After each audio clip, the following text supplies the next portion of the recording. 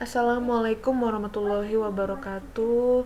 Selamat siang anak-anak kelas 10 TKJ. Semoga kalian dalam keadaan sehat selalu ya. Oke, untuk pertemuan kita kali ini kita akan membahas optik. Bab optik di sini kamu buka halaman 46 di buku modul kamu. Di situ ada optik fisis dan optik geometris. Oke, kita lanjut. Di sini ada materi tambahan dari Ibu. Yang pertama optik fisis di sini terdiri dari difraksi, interferensi dan polarisasi. Di mana untuk difraksi adalah peristiwa melenturkan cahaya ketika melalui celah sempit yang lebarnya lebih kecil daripada panjang gelombang. Difraksi dibagi lagi, ada difraksi celah tunggal, difraksi celah ganda, difraksi multi celah. Kemudian interferensi itu adalah peristiwa penggabungan dua gelombang atau lebih yang koheren atau berhubungan ketika bertemu pada satu titik dalam suatu ruang.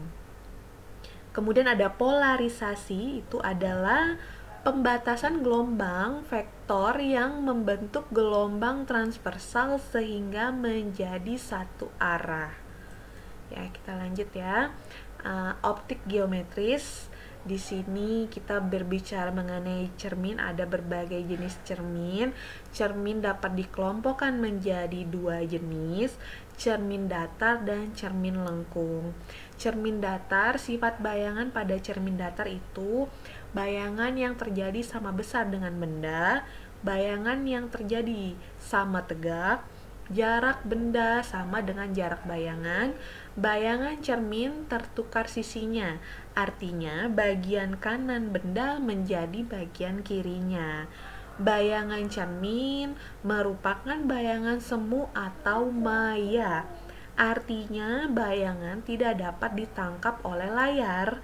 Kebalikan dari bayangan semu adalah bayangan nyata. Itu untuk sifat cermin datar. Nih lanjutannya ada cermin lengkung, adalah cermin yang permukaannya lengkung seperti permukaan bola. Cermin ini dibedakan atas cermin cekung atau konkav dan cermin cembung atau konveks. Ya, kita beralih ke cermin cekung. Di sini kamu bisa lihat ada objek yang dipantulkan dengan cermin cekung, di mana objek itu hasil pantulannya setelah dipantulkan dengan cermin cekung memiliki sifat bayangan nyata terbalik diperkecil ya. Ini kamu bisa lihat, ini objeknya, hasil pantulannya ini nyata terbalik diperkecil, nyata karena hasil pantulannya tetap berada di depan cermin cekung, terbalik dan diperkecil gitu. Dimana untuk R benda ditambah R bayangan, R itu ruang ya, ruang benda plus ruang bayangan sama dengan 5. Di depan cermin itu nyata, kemudian di belakang cermin itu maya. Nah, jadi ini di depan cermin, ini di belakang cermin. Dia posisinya di depan cermin jadi nyata. Ruang bayangan kurang dari ruang benda, maka bayangan diperkecil. Ruang bayangan lebih besar dari ruang benda, maka bayangan diperbesar. Ini 1/F sama dengan 1/S plus 1/S aksen. Gitu, ini fokus, ini jarak. S itu jarak, S aksen bayangan. Ini M sama dengan S aksen per S sama dengan H aksen per H. Gitu ya. Kita lanjut. Cermin cembung. Cermin cembung kamu bisa lihat di sini, ini objeknya. Objeknya dipantulkan ke cermin cembung, posisinya di sini, maka hasil pantulannya dia ada di belakang cermin. Kalau di belakang cermin tadi sudah saya bilang bahwa hasilnya dia maya, bukan nyata ya, karena posisinya di belakang cermin. Maya tegak diperkecil karena posisinya bayangan dia lebih kecil daripada bendanya gitu. Nih sama 1/F sama dengan 1/F sama dengan ya 1/F sama dengan 1/S plus 1/S aksen, kemudian M sama dengan S aksen per S dan sama dengan H aksen per H. Oke, sekarang kita akan mencoba untuk menggambar ya. Di sini sudah Ibu siapkan, ini cermin cekung di mana jarak lebih besar dari titik fokus. Posisi benda berada di belakang titik pusat center gitu ya, di belakang titik pusat. Kita akan coba pantulkan ke cermin cekung, maka nanti hasil pantulannya ada di mana gitu ya. Di sini kita lihat, oke. Nah, ini kita gambarnya saya menggunakan paint biar bisa dicoret-coret ya. Kita akan gambar di sini. Ini objeknya kita pantulkan melewati titik fokus dulu. Kita pantulkannya melewati titik fokus. Ya, jadi seperti ini. Nah, hasil pantulannya tegak lurus dengan cermin. Gitu ya, ini hasil pantulannya di sini tegak lurus dengan cermin. Kemudian yang kedua, kita pantulkan langsung lurus terhadap cermin cekungnya. Kita pantulkan di sini. Nah, hasil pantulannya melewati titik fokus. Nah, hasil pantulannya melewati titik fokus. Jadi dia membentuk titik potong di sini. Ya, titik potong ini nanti akan menjadi hasil bayangannya si cermin, si objek gitu ya. Ini kita bikin bayangannya di sini karena dia di depan cermin ya, jadi dia terbalik. Nih, terbalik dia posisinya karena dia di depan cermin. Gitu. Jadi ini adalah hasil dari bayangannya. Kamu bisa lihat bayangannya terbalik di depan cermin nih. Ya, kalau di depan cermin berarti nyata, terbalik, diperkecil karena posisi ukuran bendanya lebih kecil daripada objek nyata gitu ya. Jadi seperti itu. Jadi sifat bayangannya apabila benda berada di belakang titik pusat, maka sifat bayangannya nyata, terbalik, diperkecil ya. Oke. Sekarang kita balik lagi sini. Nah, ini posisi bendanya di antara titik pusat dan fokus. Titik pusat dan fokus. Oke, sekarang kita akan mulai menggambar lagi. Kalau ada di titik pusat dan fokus, dia kira-kira bayangannya ada di mana gitu ya. Kita gambar.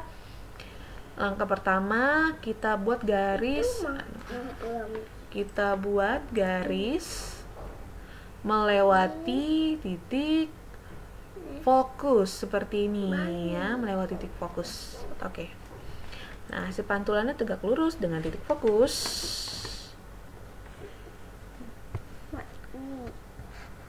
Seperti ini ya. Oke. Kemudian kita pantulkan lagi. Ya, kita pantulkan lagi. Langsung ke cerminnya. Sini. Pantulkan dia sejajar dengan cermin. Nah, hasil pantulannya tegak lurus, melewati titik fokus, melewati titik fokus seperti ini.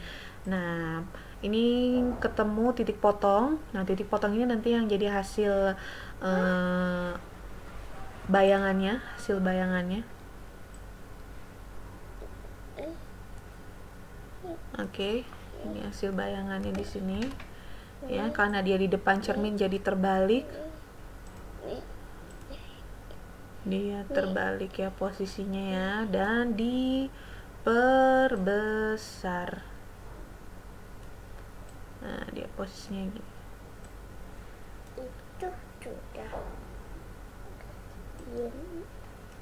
Oke, jadi hasil bayangannya terbalik nyata diperbesar karena posisinya ada di depan cermin gitu ya. Kita lanjut lagi untuk gambar terakhir. Gambar terakhir di sini.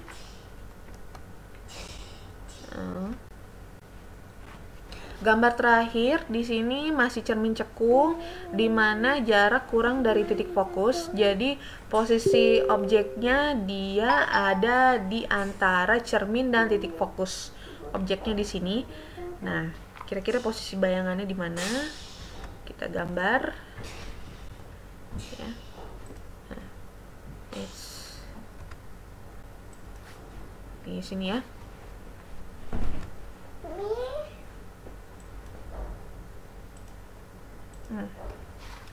Oke. Kita gambar. Oke. Kita lanjut di sini. Kita pantulkan dulu.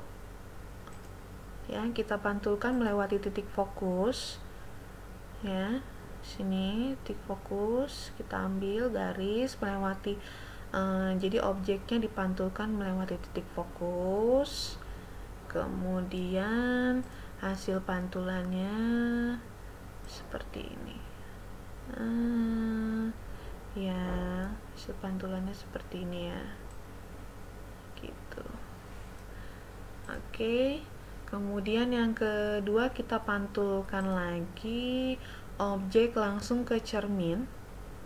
Objek langsung ke cermin sini. Hasil pantulannya tegak lurus melewati titik fokus. Nah, melewati titik fokus seperti ini. Nah, jadi ketemu nih dia titik potongnya ya. Itu ya titik potongnya nih. Ada titik potong di sini. Titik potongnya di sini ya. Nah, jadi posisi bendanya berada di belakang cermin. Sini. Posisi benda berada di belakang cermin. Ini mohon maaf ya. Oke, ini posisi benda di sini. Dia diperbesar maya ya. Nah, ini posisi bendanya di sini.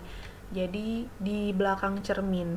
Nah, kalau di belakang cermin maka hasil bayangannya adalah diperbesar maya ya dan tegak di sini, tidak terbalik ya. Seperti itu. Jadi cara menggambarnya ya. Ibu harap kalian paham cara menggambar objek di setiap posisi yang berbeda gitu. Oke, sudah Ibu akhiri untuk materi kali ini. Silakan kalian gambar semuanya. Nanti kirim hasil catatannya ke Google Classroom kelas Ibu. Wassalamualaikum warahmatullahi wabarakatuh.